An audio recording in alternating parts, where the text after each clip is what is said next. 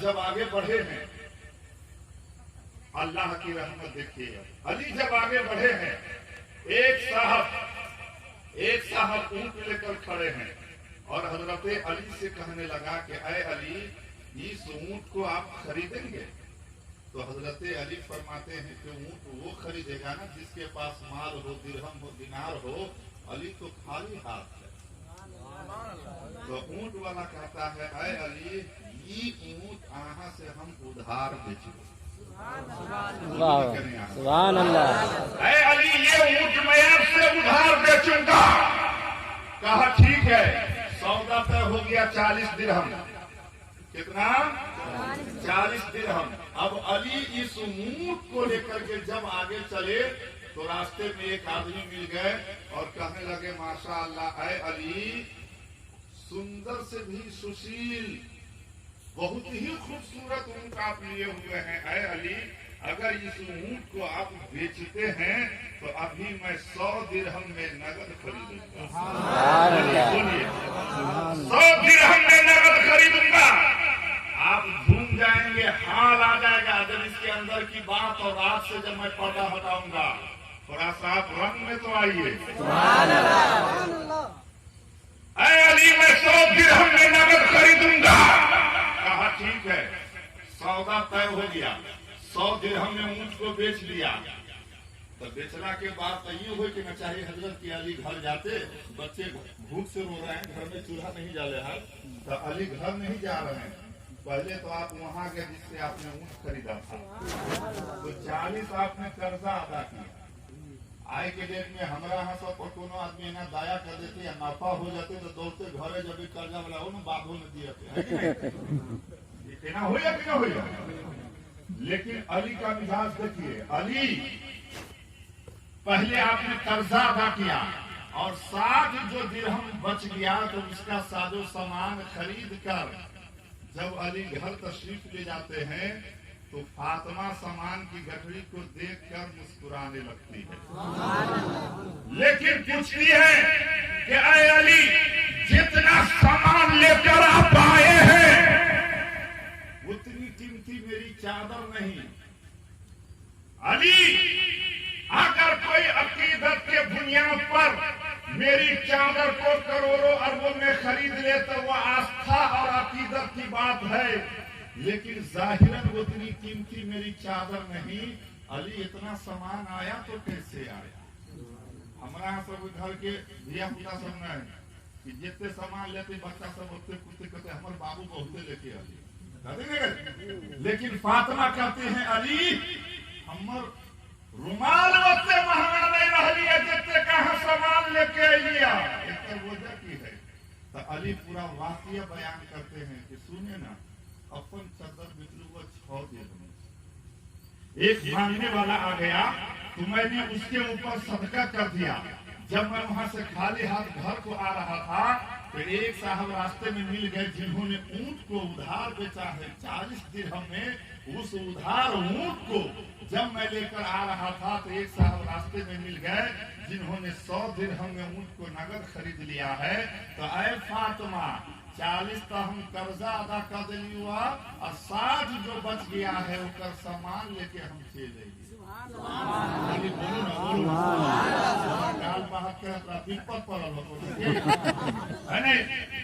फातिमा, 40 तो मैंने कर्जा अदा कर दिया है, 60 जो बच गया है जिसका सामान लेकर आ गया है। अल्लाह के रसूल तशरीफ लाते हैं, फरमाते हैं, अली, तुमको पता है, तुमको मालूम है कि ऊंट बेचने वाला कौन था और खरीदने वाला कौन था? तो अब हजरत अली अरीज़ा पेश करते हैं, ऐ कायनात के रसूल, ऐ रहमतुल लिल आलमीन, ऐ शफीउल मुज़नबीन, ऐ मेरे मुस्तफा, अली तो आपके दर का गुलाम है, अली तो खादिम है। अली नहीं जानता कि ऊंट बेचने वाला कौन था।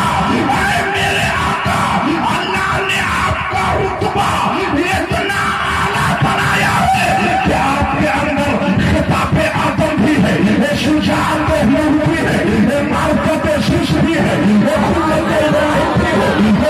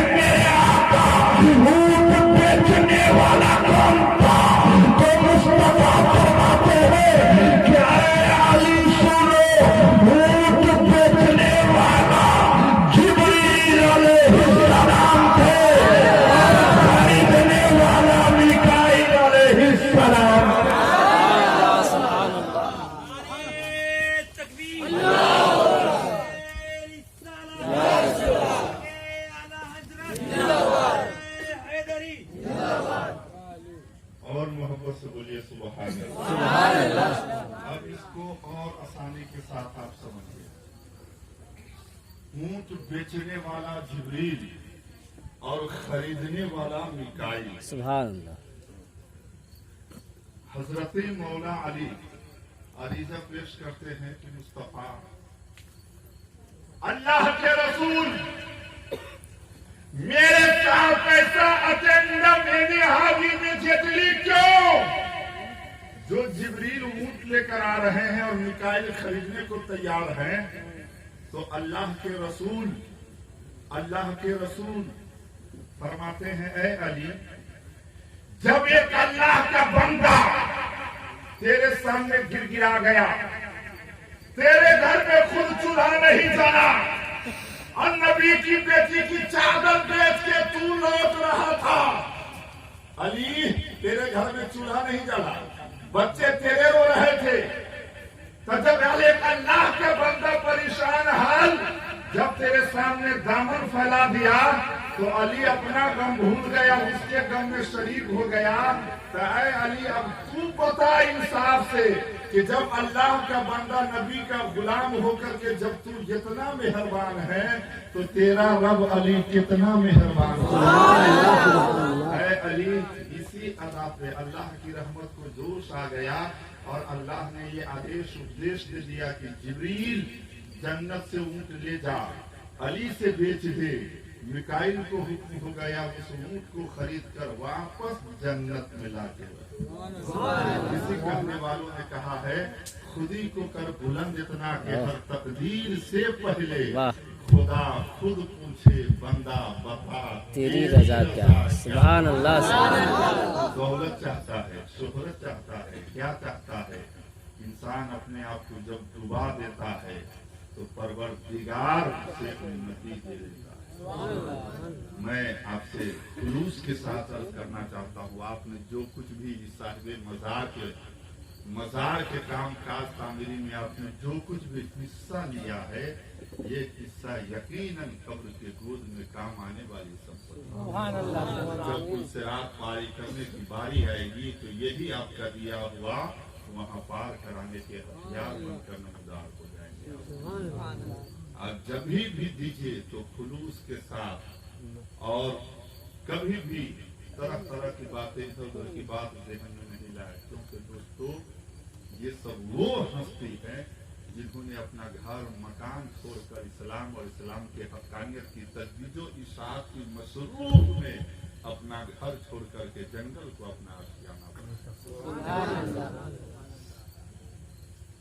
मेरे प्यारे दोस्तों, किसी कहने वालों ने कहा, मोहब्बत से कहिए सुभान अल्लाह, कि मंजर फ़ज़ाए दहर में सारा अली का है, कि मंजर फ़ज़ाए दहर में सारा अली का है,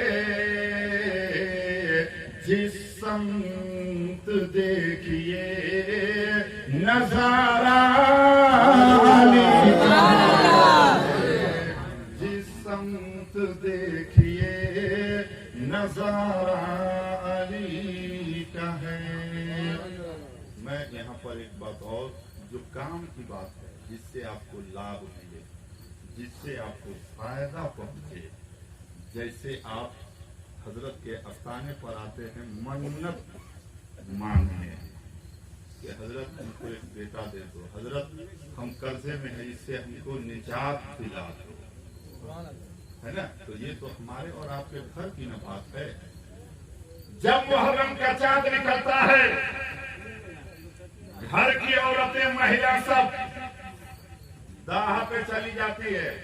कुछ महिलाएं सब है जो आपस में बात करती है कि हमारा एक बेटा भ जाते कि ना, तो हम अक्षरा को मरिया न चाहते, है ना? कुछ औरतें सब जाती है ताजिया पे कि हमारा ये काम हो जाते ना, तो हम दाहा में जिलम भज गए, है ना? हम अली की ताक भरते हैं, दाहा पर हम लाई लुटवे। तो ये सब मन्नत और ये हर मन्नत अपना धर्म के अंदर जाए। बल्कि हम माँ बहन से कहेंगे अगर मन्नतें यहाँ से मांगी थी तो खूब मन से मांगी, लेकिन की मांगू की मौला हम परेशान हाल थी, हमार परेशानी दूर हो जाती ना तो हम कुरान पढ़बे, हम नमाज पढ़बे, हमारा बेटा हो जाते तो हम मिलाद करबे, हमार घर वाला बाहर कमाए गेल है ओकरा रोजी में औरो बरकत होते कि नहीं, तो हम नमाज पढ़बे, दूरा पर मौलवी साहब बुला के फातिहा कराबे, तो ये हम मन्नत जायज है। लेकिन मालूम है एक मन्नत नबी की बेटी फातिमा खातून ने जन्नत में भी मांगी। वाह, सुभान अल्लाह, सुभान अल्लाह। सैयदना इमाम हुसैन जब बीमार पड़ गए तो हजरत बीबी फातिमा जाती है नबी के पास, अरीजा पेश करती हैं, कायनात के रसूल रहमतुल लिल आलमीन, आपका वो नवासा बीमार है जिसके झूला को जिब्रील झूलाते, आपका वो नवासा बीमार है जिसके लिए हिंद ने अपना बच्चा लेके आया था, आपका वो नवासा बीमार है जिसको आप कांधे पे लेके घूमते थे, आपका वो नवासा बीमार है जिसके लिए आप खुतबा के पीरियड में आप मिंबर से उतर गए, रसूल आप दुआ कर दो ताकि हुसैन सेहत याब हो जाए। मुस्तफा फरमाते हैं बेटी फातिमा तुम 3 रोजे की मन्नत रख लो। कै रोजे की? 3 रोजे की मन्नत रख लो। फातिमा जब लौटती हैं तो अली पहुंचते हैं, अरीजा पेश करते हैं, मुस्तफा हुसैन आपका नवासा बीमार है, आप दुआ फरमा दीजिए ताकि हुसैन सेहत याब हो जाए। तो अल्लाह के रसूल फरमाते हैं अली आप भी 3 रोजे की नियत कर लें। ना बोली ना सुभान अल्लाह, अपने बोल ले ठीक। अब सवाल पैदा ये होता है, हजरत मौलाना शाहिद साहब हमसे पेश कर दे कि मौलाना मुशाहिद तुम ये कहते हो कि रसूल मुख्तार हैं, उन्हें पूरा अधिकार है, जिसको जो चीज जब चाहे जितना अता कर सकते हैं, तो जो रसूल अनगिनत खूबियों का मालिक हो, बेशुमार खुसूसियात पर जिसको उबूर हासिल हो, जिसके सदके में चांद और सूरज के अंदर चमकने और धमकने की ताकत हो और पब्लिक पैलेस में श्रृंगार करने की जुर्रत और मजाल हो, तो जो रसूल इतने महान हो, शक्तिशाली और बलवान हो, जिनके चरित्र पर पूरे संसार निर्माण हो, वो रसूल 3 ही रोजे का हुक्म क्यों दिया? 4 रोजे का भी हुक्म दे देते, 5 रोजे का हुक्म दे देते, 6 रोजे का हुक्म दे देते, 7 रोजे का हुक्म दे देते। मैंने कहा मौलाना शाहिद साहब आपका ये सवाल बिल्कुल दुरुस्त है कि वो रसूल को पूरा अख्तियार है, जिनको जो चीज जब चाहे और जितना चाहे और जब चाहे वो अता कर सकते हैं। उस रसूल के सीरत का जवाब नहीं, एक खलवत का जवाब नहीं, एक जलवत का जवाब नहीं, उस रसूल का मदीना का जवाब है, उस रसूल के अलीना जवाब है, उस रसूल के फारूक का जवाब है, उस रसूल के सिद्दीक का जवाब है। ये सब परफेक्ट है, लेकिन मेरे रसूल ने 3 ही रोजे का हुक्म इसलिए दिया कि मेरे रसूल की निगाहे नबुव्वत ये देख रही थी कि कल सन 7 हिजरी में जब मेरा दीन बीमार हो जाएगा, मेरी तहजीब मिटाई जाएगी, जब इस्लामी आइल पे हमला होगा, जब इस्लामी दस्तूर पे हमला होगा, जब इस्लामी निजाम पे हमला होगा, जब इस्लामी डिसिप्लिन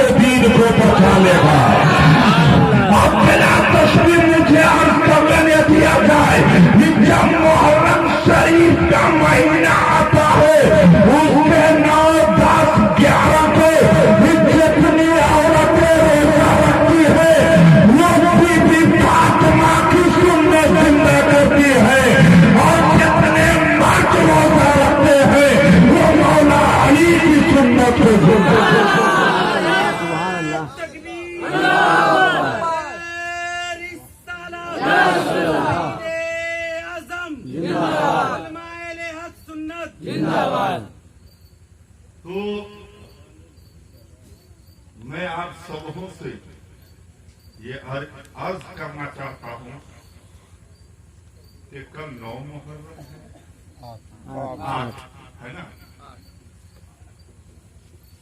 जो रोजा रखने का हुक्म है उसमें आप रोजा रखें। रोजा रखने में हमारी महिला सब जो माँ बहन है वो ज्यादातर रखती है और मर्द हजरात कम रखते हैं।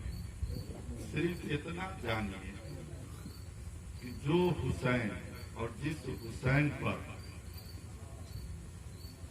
इतना जुल्म तशद्दुद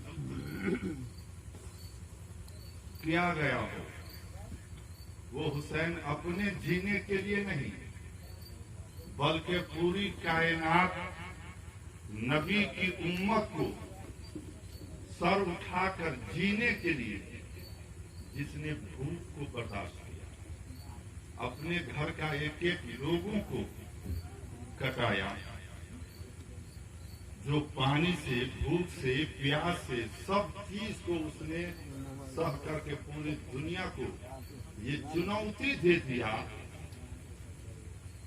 कि जब पूरे आलम इस्लाम में जितनी भी जंगें हुई हैं उस जंगे की तारीख और हिस्ट्री उलट कर देख लीजिए, सिवाय करबला के अलावा जो लोग भी किसी भी जंग में शरीक हुए और गए हैं तो लोग खाकर भी गए हैं, पीकर भी गए हैं। अमीरी और गरीबी की जब जंग हुई है तो लोग खाकर भी लड़े हैं, पीकर भी लड़े हैं।